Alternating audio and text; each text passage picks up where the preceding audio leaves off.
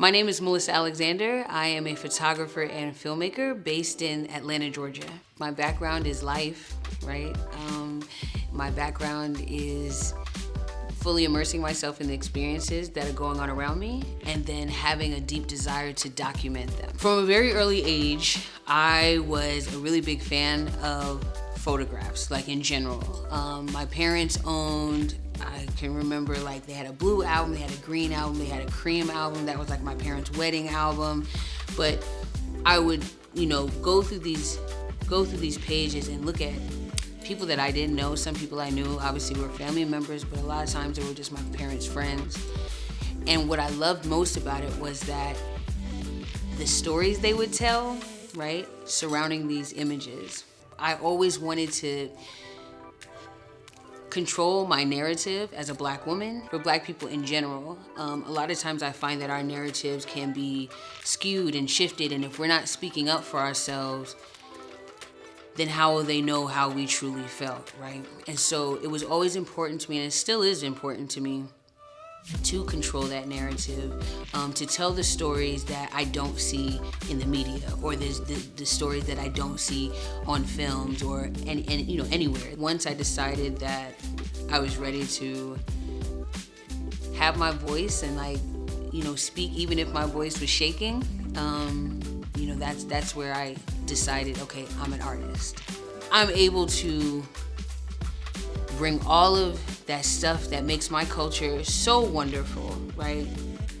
I'm able to bring it together in a way that my people can see it, but other people can see it as well, right? So it is made through the lens of a Black woman, to be seen with the eye of a Black person, right? Because they could look at all of these images in here and be like, I know exactly what that feels like. Yep, I know that. And they just see a certain narrative, right? But then for people who don't look like us, you can still see the humanity. And you're also, and my hope is that empathy will be activated, right? And I think especially with the political climate and everything that we have going on now, there's a real lack of empathy, of not being able to see yourself in someone else's shoes. Without question, the pull-up sessions did everything that I had hoped, right? That feeling I had when I walked back on the porch after taking a photo of Olama and her son, it was like a pull in the middle of my stomach, right? That's when I knew that I was doing something that I was supposed to do, regardless of everything, regardless of how wild it felt to know that, okay, well, we still don't know how this COVID thing works, right? Mind you, this is when doctors, nobody knew anything that was going on. We just knew that, okay, this is something going on, that I can't be close to people. My mom was staying with me at the time, and she was like, Melissa, are you sure this is what you need to be doing? Don't be bringing anything up in here. Don't have anyone coming in the house that they have to use the bathroom. They should have used it before they got here, right? And I was like, I don't know, Mom. Is something just telling me to do this, right? She's like, well, are they paying? I was like, no, they're not paying. I was like, this is just a labor of love, because I was feeling so open, right? I always get emotional.